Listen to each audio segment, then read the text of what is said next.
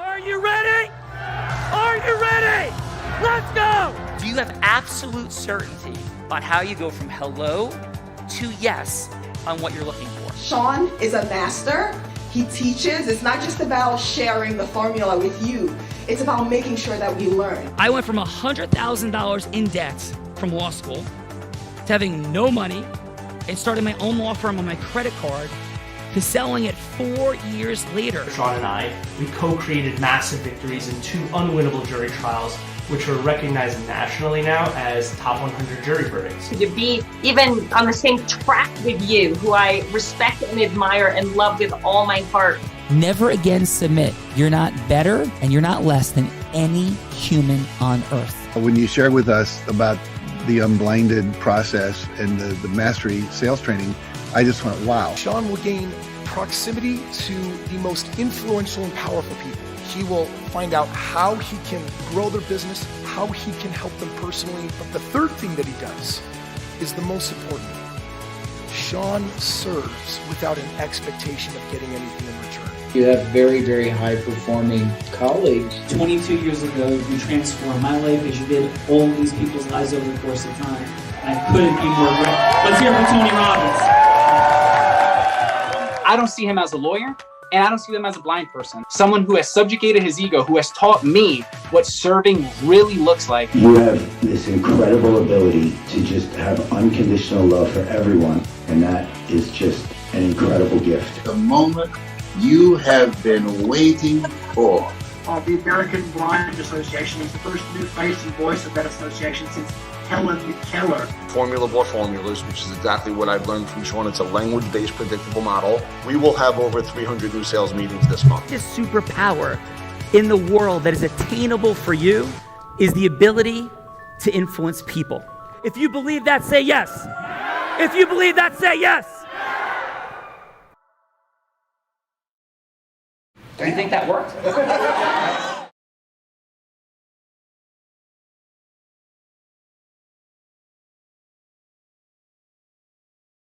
Sean, we have this gentleman, I think maybe somebody we know met him on an airplane last night, Mr. Davidson Hang from North Brunswick, New Jersey. He is a self-proclaimed self-development junkie. He has produced over 200 episodes of his podcast and has just published his third book called Redefining Masculinity. Please join me in welcoming Davidson Hang to The Real Raw. Davidson, how the heck are you? Hey, feeling good. Excited. Was thinking about our conversation yesterday and just excited to be here and meet so many wonderful people. Yeah, Davidson, and again, thanks for jumping on. It is not normal that we would meet somebody on an airplane the next day they're here. But Adam we thought you're so absolutely extraordinary. Really appreciate you being here, brother. And how about a fun fact? Yes. So a fun fact is I'm working on a book right now called How to Have Fun in a Serious World. And how do you have fun in a serious world? For me, lately, I would say like pattern interruption. Like if someone's like in a really bad mood, I'll just do something silly or I'll just say something totally unexpected. And it gets people to laugh and smile and just not take themselves so seriously. Oh, you must know Bella Verita then, Davidson. We'll get that in a second. So amazing job. Thank you and appreciate you. So we got Davidson. Gina, who we got? We have from West Boca Raton, Florida, Toby Helpman. She's the owner of a PT Now, Sean Callaghy, and she's a wife, mother of 2 beautiful kiddos, knows Andy Zapata, of course, growth-minded, service-oriented business owner who's looking to make major impact in her community and more communities to come thereafter. So please join me in welcoming Toby Helpman to The Real Raw. Let's hear it for Toby. G Money, where's our like applause meter? Like what's happening? Clapping. Yes. Where's your clapping? Are you clapping for Toby? Clapping for Toby. Yes. Bella, are you clapping? Do we have the influence sorceress? I don't see her yet. She is. I'm going to pull her out of the multiverse in a moment, but at the moment she's not here to add on the clapping. Amazing. Okay, so Toby, how are you, and what is your fun fact as a Physical Therapy Now owner? I'm doing good. Fun fact, we try to make therapy fun. We try to incorporate laughter into our day, and we hope that it gives off to our patients and our staff, and it keeps everybody just wanting to come on in. Amazing. And how about yourself? Like, what's something fun we might not expect to know about Toby? Be like, I like to eat tarantulas. Like, I don't know. Like, what might be something we wouldn't expect to know about you? I love sushi. Well, that's, one thing. But I'm actually a psychology major, turned business owner, I guess. I came to Florida about 5 years ago, had 2 kids. Life happens, life changes. And I found my calling in a different field. Awesome. Well, appreciate that, Toby. Appreciate you being here. Davidson, Toby, they're rolling as contestants today, Gina Ricci. And who else do we have? We have Mr. Rob Ristegno from Connecticut. I may have said that wrong. I try to do it in my Italian way, Rob, so please forgive me. He was introduced to us, Sean, by Todd Pirro, his best friend from Dartmouth.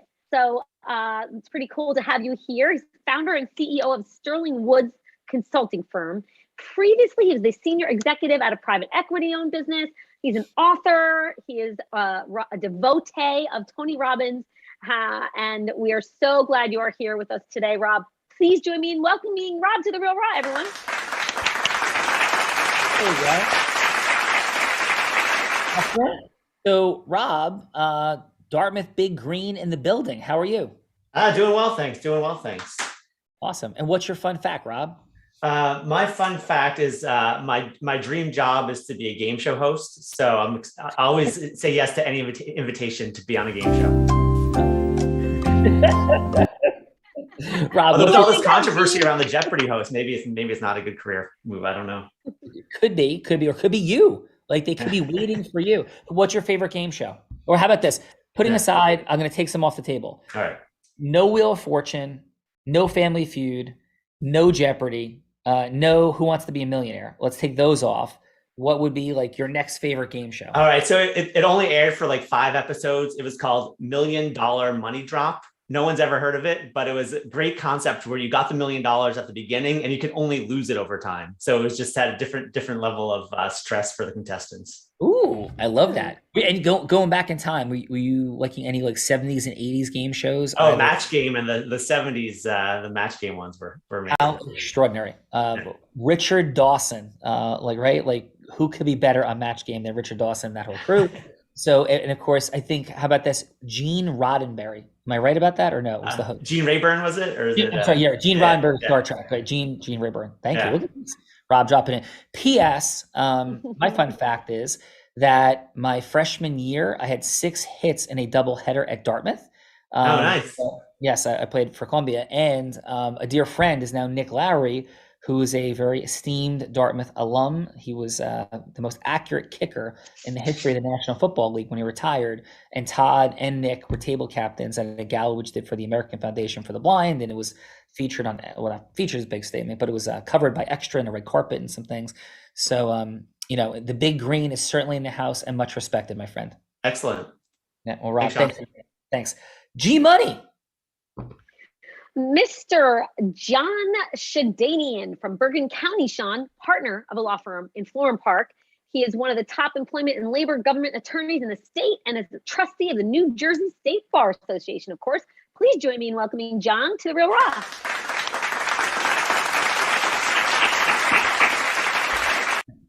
So, John, thanks for being here today. How are you doing? I'm good, Sean. How are you? Doing well. And what is your fun fact? That's it. I've been thinking about that since you started asking those questions to everyone else. What's my fun fact? I guess my fun fact is I have three kids, and I basically spend all my time working with them and watching them grow up. My oldest is a sophomore at Clemson. My younger guy is a senior at St. Joe's in Montvale. So, and my daughter's 13. So we're just basically, I'm living the life of a working dad. No, that's awesome, John. Appreciate that very much. And what town do you guys live in? We live in Old Japan. Nice. So NVOT. That's my high school. I went there too. You did. Very cool. And I'm going to go, well, obviously it's a personal question and don't have to answer, but are you comfortable sharing what year you graduated, or rather not? Sure. I graduated from OT in 1990. 1990. Okay, so that would have been before. Do you know the Morrow family? Like Of course. I grew up with all the brothers. Yeah, they all played football with my older cousins. Very good. So I played at Columbia with Dan Morrow. He went to Wake Forest out of OT, and then he transferred to Columbia. So when I was a freshman, Dan was a junior. So I played with him, and I had the privilege of starting as a freshman at Columbia. So I played with Dan. He was a second baseman. He was our starting second baseman my freshman and sophomore year at Columbia. Just extraordinary family. And I think he had like the NVOT hit record, even ahead of like Dan Poskla or something. Is that right? Yeah, I think that's actually true. I know actually one of my first cousins had the home run record for a while. It was broken a couple of years later. We had some really good baseball players come through there. Absolutely. Who was your cousin, John? Greg Nalbandian. That name sounds familiar. Yeah, I mean, I was an Emerson guy, so Emerson was a much smaller school, but we had obviously a very storied baseball tradition as well. So, John, I know one of the Onegans played there too, right? There was a good baseball player. Yes, yeah. I think his son's my son's teammate at St. Joe's. Is that right? Yeah. That's extraordinary. And I knew Justin Henry Malloy very well. That may have played in and around I coached Justin in a club baseball team, took him to Arizona and some other tournaments with that team. I don't know if you know Justin Henry Malloy, plays at Georgia Tech, just got drafted in the 6th round. Yep. He was a St. Joe's kid. So he's from Teaneck, I believe, right? Bergenfield. Oh, Bergenfield, yeah, because I'm the town. I know he's close to I'm the town attorney in Teaneck, and I know he's friends with a lot of the Teaneck folks. Well, you know who played at Teaneck was Doug Glanville. Sure, of course. Yeah, and Doug and I played. I was runner-up for Ivy League Rookie of the Year to Doug when he was at Penn. And he went on to be a Major League Baseball player, multiple-year All-Star. Was unbelievable. But going back to Justin Henry Malloy, I have never seen a kid at 12 years old, and I've seen a lot of crazy stuff in club baseball and all the world of sports, hit as many home runs as Justin Henry Malloy did as a 12-year-old. It was absolutely unbelievable. I think he hit like 30 home runs in Little League in Bergenfield in his like 6th grade year. It was just the craziest thing imaginable. And just watching that kid play was something else. He's a wonderful kid. So St. Joe's incredible program. John, you are extraordinary. Appreciate you being here today. Thanks. Thank you. G Money. Mr. Frank Gregory joining us from Edgewater, New Jersey. Frank's the Chief Strategy Officer at Armada Aerospace here in New Jersey, former attorney, investment banker, startup professional. So he's been doing a few things. He loves to study people, industries, finds legal, creative solutions to problems. We are so glad you're here, Frank Gregory. Welcome to The Real Raw. Thank you, Gina. Appreciate it. Frank, thanks for being here. And what's a fun fact, my friend? Well, I was going to go with one, but now with the baseball talk, I'm going to switch it up. Yeah. I've got a baseball signed to Frank Gregory from Babe Ruth. Get the heck out of here. Oh, yeah. My grandfather was also Frank Gregory, and as a kid, he got to sit in the dugout next to Babe Ruth, and Babe Ruth autographed a baseball to him. So I've got a Frank Gregory Babe Ruth baseball. That is absolutely phenomenal, completely unbelievable, and super cool. So appreciate that. Fun. Yeah, and what's your mission, Frank? Like, what matters in the world to you? You know, I've got 3 kids. One, 2 older ones, but a 15-year-old daughter that I'm trying to marshal through high school at the moment. So I'm pretty well focused on a day-to-day basis. Well, God bless with that. What high school should your daughter go to? She's Leonia High School in Edgewater. Yeah, very, very cool. Leonia is a rival of Emerson at times, and they've been in the same league in different sports. So fully familiar with Leonia. We're still trying to figure it out. Leonia Lions for sure. Beautiful thing. And as a father of now a freshman and a sophomore in college, you can make it through, brother. I promise you. It's going to be all good, and you're going to enjoy it, but just buckle your seatbelt. I appreciate the moral support. Yeah, appreciate it. So, Frank, thanks for being here. G Money. Now we have from Miami, Florida, Mr. Julio de Armas. He's a Miami attorney who's had his practice for almost 5 years and is a connection of Mr. Andy Zapata as well. And he's looking to do incredible things in the world. Sean, please join me, everyone, in welcoming Julio de Armas to The Real Raw.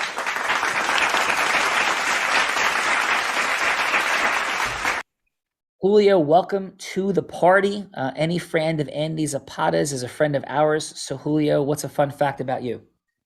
Well, interesting fun fact about Andy. Actually, I've known him for a long time. My brother wrestled him in high school. Ooh, how did your brother do against them? He did well. He did well. We'll leave it at that.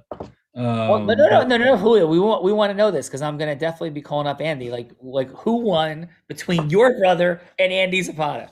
Yeah, I believe my brother did. But they're both highly ranked in their respective weight classes, which is really far away from my weight class. So. Yeah. That's awesome. Andy was telling us a great story of when he lost in the state finals. I think it was senior year, just the other day, and got robbed, had the kid pinned, and all kinds of craziness. So, Julio, what is your fun fact like for you? Like fun, like what's magic in the world all about for Julio? I mean, I got two little girls, 7 and 3. Mm-hmm. So those are basically my entire world there. Awesome. I, made the comment about wrestling. My nephews wrestle, my brothers wrestle, and I have 2 girls that do ballet. So that's my life there. Well, appreciating that very, very much, especially being here. And let's have some fun, Julio. We're have a little bit of fun and explore the superpower of influence. Thank you. Sounds good, Sean Callagy. I think that you and I are, we're rolling. We're rolling. So Gina, who is going to go first today? What do you think?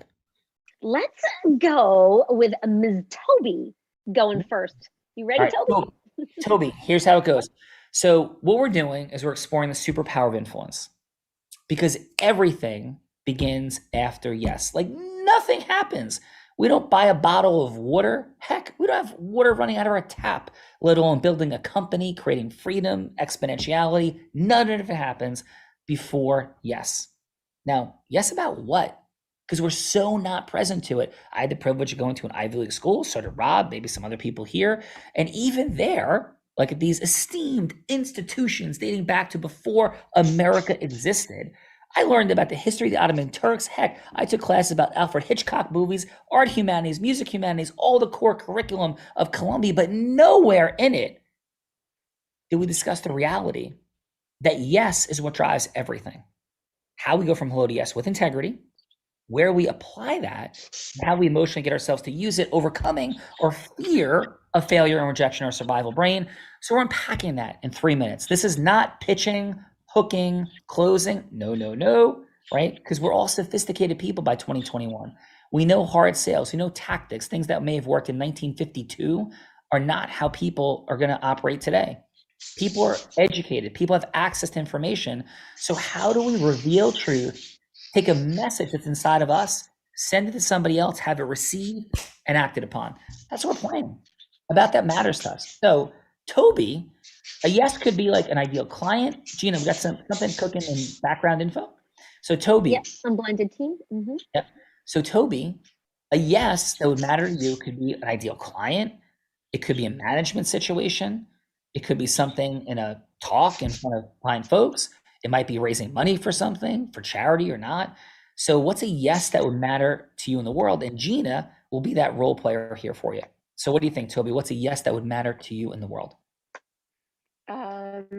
Compassion. Okay. But you're going to be seeking a yes from somebody specific. So Gina might be, maybe it's somebody not being compassionate. That's a police officer, and you're going to talk to them about getting compassion. So Gina will be like a person, and then you're going from hello to yes with Gina in 3 minutes about whatever that thing is. Okay. I've never done one of these phone calls, so I'm not sure. Yeah, no. Ready? Toby, that's cool. Okay. If we get some support, we get some, yeah. I'm not sure. Yeah. So Toby, in life, you get yeses all day long, right? Okay. You get yeses to run your physical therapy now office. You get yeses from staff members that you're managing. You obtain yeses from people in your family. You obtain yeses from referral sources. Is that fair? Yes. Yeah. See, I just obtained a yes from you. Did you feel that, Toby?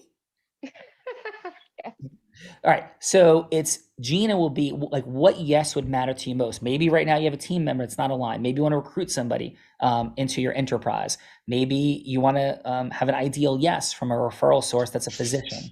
So what yes would matter to you in the world? Okay. Gina, do you care about how your life will be in 20, 30 years from now? Meaning more targeted towards your body, towards your overall healthy lifestyle. Okay, so you want to talk Yes, to I Gina? do. You want to get a yes from her about her health, her lifestyle heading into the future. Is that what I'm hearing, Toby? Sure. Yeah. Yeah. Gina, take us in. Let's go. Okay. So, yes, I do want to be healthy in 20, 30 years. So one of our goals, or one of the things that we're trying to push and emphasize to our community, is that physical therapy isn't just for when you're injured. Physical therapy is a way for you to be educated on your body, on your overall lifestyle, so that this way, moving forward, we can be healthier. You only get one body. We only get one chance to do this. So do you want to be educated on how to do your day-to-day without, I guess, the potential of injuring yourself? Yeah. So what does that look like for, a client that would be coming in if I was to be a potential client? Like, what does that look like? It looks like education. It's about connection to the patient. We're very goal oriented. We like to, I guess, connect to the patient, to learn about them, to treat them as a person versus an injury. And in doing so, you create that connection between them that, I guess you can kind of like use to fuel the whole process. Okay. But I mean, what does it look like as far as timing? Well, I mean, it is a commitment. It is something to do on the regular. It doesn't have to be every week, but at least on the monthly, just to come in, learn about what you can do in your daily life. Like if you're active, if you go to the gym, if you're a kickboxer, if you're, and how to properly, I guess, do all of that, how to learn about the importance of every single muscle and every single part of your body. So, I mean, that's kind of where we're running with it right now. Okay. And what would make me choose your office over all the physical therapy, practices that there are out there? We care. We treat it as like a family-owned clinic. I mean, we are family-owned, but you get that feeling. We're not treating the injury. We're treating the person. You're a person first. And we very rarely have someone just off on the side doing things on their own. You're always attentive. There's always communication. There's always high energy. So this way you feel connected at the moment. We like to motivate. We like to inspire. And we like to try to connect everything that they have or they get in that 45 minutes to them. So this way, hopefully, they take it home with them. Okay. All right. Great. Thank you. Excellent job, Toby. Gina, you're stepping into your greatness and your health and your life. That's what I'm hearing. We'll see what the judge has to say about it in a minute. Davidson, who would you like Gina to be? What yes? Yeah. Like, what's a person you're seeking yes from? Yes. So it could be like the chief people officer at any tech company. Nice. Gina, you love people. So you're like the chief people officer. Chief people officer? Yes. You're the Chief people officer. Perfect. How about this? You're the chief people officer at Salesforce. How would that sound, Davidson? Ooh, that would be amazing. Yes. Amazing. Okay. All right. So let's do it. Chief people officer at Salesforce. Take us in, G Money. All right. Hello. Hey, Gina. How you doing? I'm doing well, thank you. Who is this again? Oh, this is Davidson from Coach Hub. Ian pointed me in your direction. He said that you're the go-to person, and was kind of filling me in on some of the initiatives that you guys have. I have a lot of friends that have worked or working at Salesforce, and they absolutely love it. And yeah, just wanted an opportunity to learn a little bit more about some of your goals, your priorities, to see, we could potentially partner together. So, okay, I have like 2 minutes. What were some of the initiatives that he spoke of that inspired this call? Yeah. One of the things he shared with me is, because it's such a competitive market, I know a lot of folks have been going to Google and VMware and some of the other companies. So I was sharing with him a little bit more about what we offer, which is to have every employee have access to a life coach. And he thought that you'd be the go-to person to talk to about this initiative. Okay, and that's definitely interesting to me. What would that look like? Like, what does that look like for us, and what you could do for us? Yeah, so most companies still have like a leadership program, like high potentials, like this is the future of Salesforce, right? So folks that are not quite at the director level yet, but you see them as taking on a senior leadership role eventually. So you would handpick like 80 of your best folks who you want to be a part of this program. They would take assessment to rate where they are on the 18 leadership competencies. And based on that, they would have access to a certified coach from the International Coach Federation. So he thought that, you guys have a lot of amazing programs right now, but nothing to the extent of each of these leaders having access to their own coach. So like literally they'd have someone that they could call at any moment. Like, yeah. Wow. On-demand coaching. Yeah, it's most people do it like once a week or every 10 days for 45-minute sessions. But yeah, ideally they would hold them accountable using SMART goals to.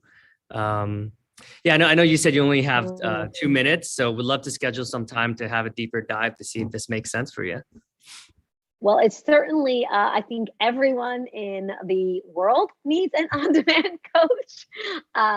Do you agree? Yeah, I agree. It looks like it looks like our clock stopped. So we stopped time. Yes, you stopped time. Oh, You have actually stopped time. It's amazing. Davidson, great work. You're such a genius, brother, that you even stop time. How does that feel, Davidson, to stop time? It feels good. It feels good. Awesome stuff. All right, let's go to the judges for a second. Judges. We got Rob, Julio, John, Frank. So let's go, Rob. If you wouldn't mind giving 30 seconds of feedback to Davidson, 15 seconds what worked, 15 seconds what could be optimized, and then a score on a scale of 1 to 10. 5 being like, 1 being you'd run out of the room, 10 being you'd be tackling Davidson, never letting him out of your sight for the rest of your life. So Rob, what'd you have for Davidson? Davidson, congratulations. That was a great job there. You definitely came across as a friendly and likable person. You were smiling. You threw in just enough flattery at the beginning that it wasn't obnoxious, but it was helpful. You used social proof very well. You said that she was the go-to person from, was it Ian, some name you probably made up. And what I liked the very best was an awesome call to action at the end. You realized that 2 minutes were expiring and you got a yes or a follow-up call, which is an easy yes to say too. I would say in terms of opportunities to improve, I would have liked to have heard more questions. I think it was a lot of explaining, and I know you were up against a 2-minute shot clock here. But and your score, Rob? What would your score be? Okay. Oh, sorry, I'm talking too much. Score is a 7. Oh, that's okay. No, not so. Yeah, we just got a little time. Yeah, thank you. 7 from Rob. Awesome. Let's go, Julio. How about 30 seconds of feedback for Toby? 15 seconds will work. 15 seconds will be optimized, and a score of scale 1 to 10. Please, Julio. Did a solid job. Got out the information we wanted to get out.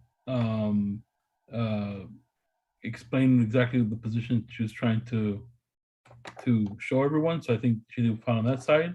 I think she would have had a little more time to organize her thoughts. She probably would have been better. Awesome. And a score? So 7. Nice. All right. Thank you, Julio.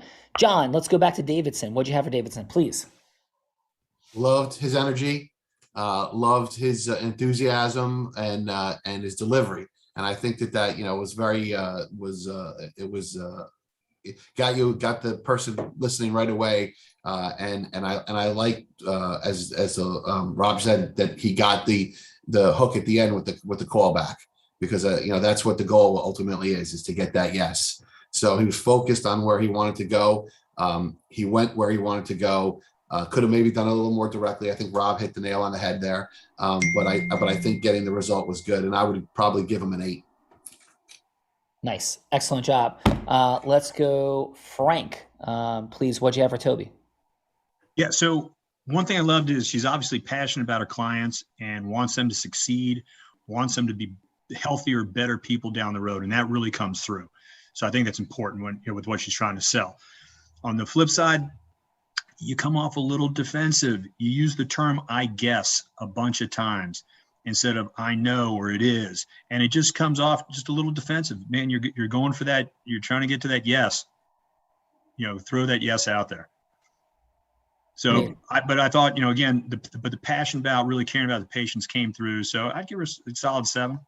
Nice. Well, thank you for that as well, Frank. Excellent job. Thank you, judges. Rob, Julio, John, Frank. Wonderful job. Participants, Davidson, Toby. And now, I don't know, Davidson, would you like to have just a little bit more fun?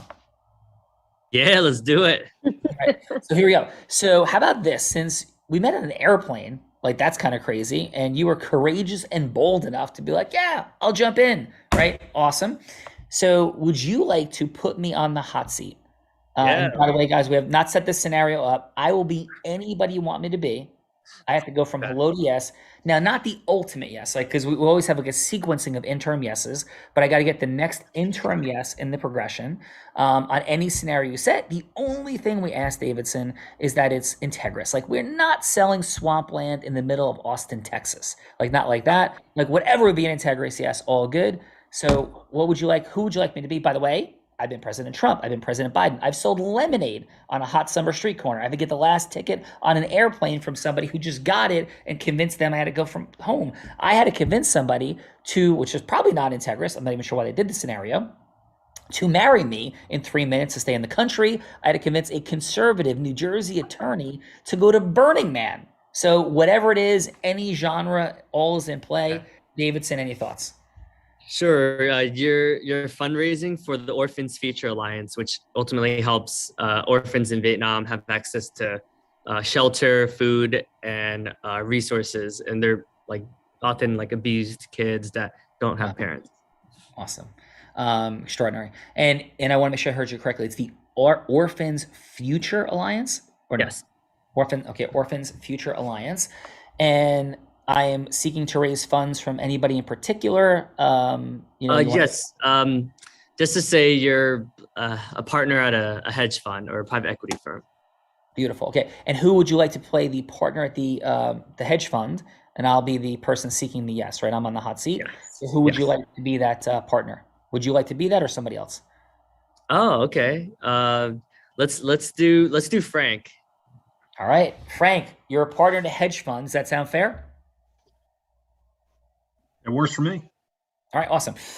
Okay, so hey, Frank, I know you only have 3 minutes set aside. Hey, this is Sean. I'm with the Orphans Future Fund. I want to get that right. Orphans Future Fund. Is that correct, Davidson? Oh, Orphans Futures Alliance. I'm sorry, Orphans Futures Alliance. So, hey, I'm Sean with Orphans Futures Alliance, and I just thank you for taking the call. Do you have those 3 minutes now, Frank? Yeah, definitely. My pleasure. What do you got for me? Yeah, listen, and this is going to sound trite, potentially, but in these 3 minutes, there's no way I'm pitching you anything, because I just don't pitch. But I think I would hope I can add value to your life and world. And that's the place I'd love to begin. I know you're a partner in the fund. I know you have a lot of beautiful things going on in life, and I will not ask you for more time unless it resonates for you. But my simple question is, Frank, with the 2.5 minutes we have left, what's your legacy, your future, your mission, your purpose? Why are you doing all the things? I know you're incredibly financially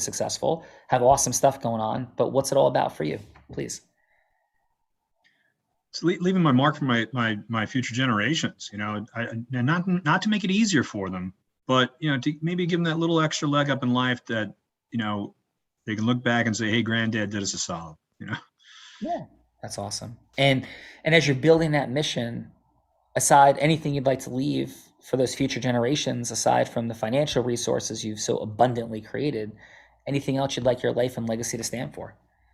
I do a lot of work with military veterans. It's a passion, particularly trying to help. Suicide rates are massively high in the veteran community, and when I try and do a lot of work to stem that tide. Yeah. And can I ask this, is there any part of the charitable work that you do that also advances your primary business outcomes? Because we believe in sustainability. I had the privilege to know Bill Gross and work on his board at Idea Lab. He talked about solving enormous problems in the world, and it's like really nice and beautiful if kids go clean up a beach, but we're not going to get plastic out of the ocean until we create long-term sustainable solutions that are different than, hey, do a nice thing for a beautiful cause, which is wonderful, and we should do that. It's amazing, but I believe in things that are much more sustainable. So in terms of your business outcome mission, are there types of people you're seeking to meet to drive your work forward? Folks with resources, people to recruit. What type of needs do you have in what you're doing in your primary business? Hey, look, I like folks that are experts in their field. So when we start looking at, I'm a co-founder of a military startup company. So when we look at folks that are going to help us down the road, I want people who have served, but I also want people who are knowledgeable. So if I can help them get MBAs, increase their knowledge base about the business world, which unfortunately the military doesn't train you for that, I can help them matriculate into the real world and be better business people. And by the way, create a community that they have a feeling of belonging. Yeah. So thank you. And so Frank, just briefly, final before we pause and see if you think it makes more time to chat. In addition to raising money for orphans' futures, I do a lot of work in the space of teaching people about acceleration. And I've studied some of the greatest geniuses in the world in that work. And what I find consistently is people bring contribution in as a core part of what they're doing in beautiful and massive levels. And they merge different ecosystems together, meaning groups of people that are in sustainable business contribution-oriented work. Incredible things happen. And what I'd love to do is, of course, I'd love for you to become a part of Orphans Futures, right? But I don't just want to ask you for money. And I love the opportunity, if you have half an hour, if you think anything, if I'm resonating, the concept feels like it might be something there, I request a half an hour so I can unpack how not only can you create enormous good in the world, and I hear your military background for sure, and this has to do with military, post-Vietnam and what's gone on there, and orphans and having them have a different life, but also how that can impact your business, folks that you know, and cause massive value to be accelerated for you by introducing you incredible other people to bring together. So we're creating these sustainable platforms where this charitable piece becomes a part of your core business acceleration. And if that resonates, I'd love to have a conversation with you after that. If not, I understand. What are your thoughts? I never say no to connections. Yeah, awesome. All right, so let's put a half an hour on the calendar and take it from there. Okay, out of roll. All right, Davidson, how did that feel for you? Yeah, I love how you were deep listening, right? Like, what is he about? What's his calling? And it got, anytime you touch someone's heart or you get to the core of what they're about, it's a more impactful conversation. So yeah, I love how you're able to listen intently, and then even how you started, right? It's like it puts them the opposite of, they're not on the defense, right? They're open. So I like how you're able to open them up in less than 3 minutes. That's quite impressive. Yeah, Davidson, thanks. And I'm going to ask Frank in a second. So for everybody, what we're doing is every human you meet puts you into a frame. Oh, you're a lawyer. I know what that is. Oh, you're an accountant. I know what that is. Oh, you sell coaching. I know what that is. Oh, you're physical therapy. I know what that is. You're a consultant. I know what that is. Right? And so what that deprives of us is what we need. We need to be seen as unique and distinct. So as soon as anybody shoves us into a frame, we got a problem.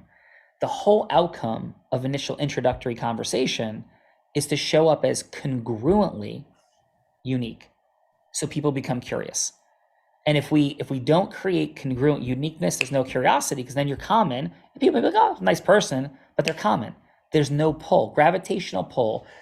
influence is based upon people seeing their future, some form of their future, some aspect potentially in you, rooted in that congruent uniqueness. So that's what we're striving for always in our initial conversation. So we don't want to step in, if we're raising money for charity, we do not want to step into the frame of another really heart-centered story about something terrible that happened for people. That's how we've shattered numbers for the American Foundation for the Blind, that for the last decade was spending down their endowment from Helen Keller. Since I've become a board member and we've become involved, this year is the first year that it was a net positive. The endowment grew and we've raised millions of dollars on the positive side by shifting that paradigm. So Frank, any thoughts? How'd that feel for you? Yeah, it felt great. Look, you ended up keying in on, something that's near and dear, and that is the community aspect of it and creating, networks. And for what we're doing on, with my 501c3, that's the key component of it. Yeah. Well, awesome, brother. And how was your time with us here today, Frank, on the Raw? It was great. Good time. It's fun. Appreciate that. Hey, Rob. So, Rob, what's a big yes for you in the world, or a yes that would matter to you in a meaningful way in the world? Let's see. Well, my initial thing, I was trying to think of something beyond my business. Like I originally, the first place I went was, it'd be great to get a big yes from a big client.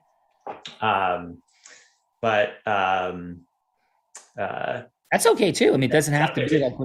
I feel bad after that. Awesome. No. So what would be a big, like, what's a big client for you? What type of client? Let's just say I'm a big baseball fan too. You got me thinking. So let's say we got Major League Baseball as a client to come in and help them come up with a growth strategy to get more people interested in baseball. Yeah, that's super cool. Congratulations. And what do you think, just in the 30-second version, what do you think it would take to create a disruption, the pattern of, oh, this guy thinks he could help us with Major League Baseball? Are you kidding me? Like, what do you think that would cause that congruent uniqueness to make them pause, interrupt that pattern, have them go, like, I don't think so. Because I think we thought of everything and we've worked with the smartest people, but I don't know. Maybe. What do you think? I think it could be something. That's a good question. Because I think the approach that I've had in the back of my mind is just talk about how, you turn on the sports radio and it's always about football. The Red Sox clinch, they go to the next round, and you turn on the radio the next morning and it's all about the Patriots. And it's the middle of the week. The Patriots haven't even played in 3 days. So like, how is this, I remember the days when it was all about the Red Sox. So kind of what's happened and why is baseball not top of mind for people right now? Yeah, it's beautiful. And I think football has created one of the most potent ecosystem growth strategies in the history of our country, for where they've taken hold. And I do think that baseball is just playing the wrong game. And I, as a baseball player, I played baseball and football in high school. I played baseball in college, obviously, and would have played professionally. Can't say the major leagues, but would have gotten drafted if it wasn't for my eyesight. And I do think that baseball has allowed itself to become less relevant because it has lived not in the current mechanism. I think football, fantasy, I'm not saying I agree with these things, but the gambling dynamics, football, fantasy, and how that prevalent that's become. And baseball has games every day. So people could, I think there's a lot more that could be created with interactive dynamics like football has done. And I think that baseball has a resistance to it because there's so much traditional, pull for it. But I mean, I think it's beautiful. I think I love the traditional elements of baseball. But if you're so in love with the traditional elements, we live in a culture that's constantly innovating, changing, as the attention span of like nanoseconds, you got to adapt, and they're not adapting fast enough. And I think, Rob, they should call you. I think they could use you. So how was your time in the Real Raw today, Rob? It was a lot of fun. I didn't know what to expect. I got invited maybe 20 minutes before it started. So it was a lot of fun. It was a great format. I really enjoyed it. Wow. And Rob's dear friend, Todd Piro, who's a friend of mine. I have the privilege of appearing on his show on Fox News multiple times. He's an awesome dude. So again, Rob, thanks so much for being here. All right. Thanks for having me. Yeah. Julio, how was your time with us here today?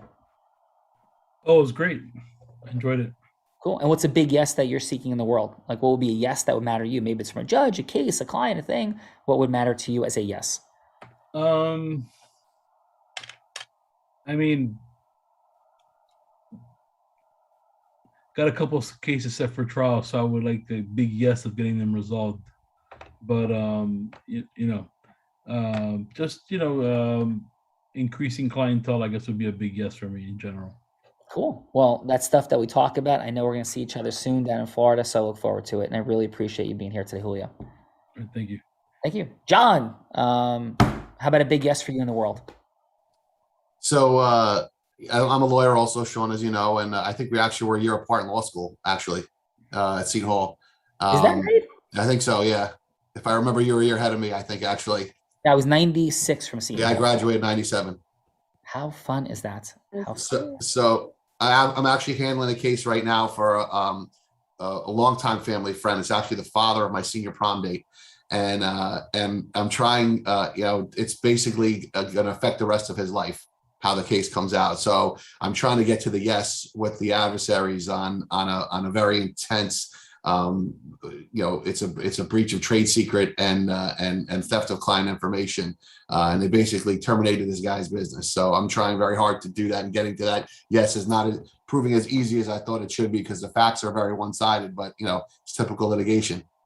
Well, I wish you all the best, brother. And obviously finding as much leverage as possible from collateral witnesses has always been a beautiful thing. The complexity, we have the largest jury verdict in the last decade in the state of Arizona. It took 5 years to get the trial, another year and a half to get through bankruptcy court and collect, which was crazy, but it was a similar matter where these guys did the craziest things imaginable. And as somebody who took over 6 years to get justice in that case, I'm sure you will. And I wish you all the best, John, and thank you for being here. Thanks, Sean. I appreciate it. Davidson, thank you. You're extraordinary. I had no idea you wrote 3 books. Amazing. And how was your time with us on the Real Raw today? It was cool. It's good being around interesting people and just the energy, and I learned something new. Yeah, it's always a fun experience being around you and your community. And yeah, this is quite a different experience from what I've ever gone through. So thank you. Well, thanks, brother. I appreciate you, and you did a super job. Of course, Toby, thank you for being here. And how was your time with us? It was good. This was definitely something new and something different. And I enjoyed it. Yeah, awesome. Well, G Money, let's go final. Final. Influence, process, and self-mastery. That Sean Callaty created this formula that has actualized so much acceleration for so many people in ecosystem merging partnerships and what we get to do here every day in connecting extraordinary people like you, high-level business leaders, and causing and creating impact in the world. And speaking into fundraising, there's no one that raises money as much as Sean has raised. And I think in less than a year, you have raised how many millions for the AFB, Sean, in the most congruent and integrous ways. And I'm honored to be a part of this. And I'm honored to meet all of you folks. And everyone, there's a gift in the chat for you on this formula that Sean has actualized so much success for himself and many that get the privilege to work with Sean. So thank you, everyone. And thank you, Sean, that I get to be here and be impacted by the work you do. And I much appreciate it. Yeah, thank you. Listen, appreciate you guys a ton. And P.S., if you don't know, we do call it Unblinded. We do, I'm on the board of the American Foundation for the Blind. It's the 100th anniversary year. I am actually blind, so I didn't know if we made that clear. I am blind, and we're immensely grateful for you guys being here. And what we have a lot of fun saying all the time is that our money and or our time and or our magic, like access to growth and acceleration in those things, magic being impact, adventure, pride, love, connection, team, all of it present. But Gina, we're all blind. Just learning to see. Thank you, guys. Have a great one. Thank you, everyone.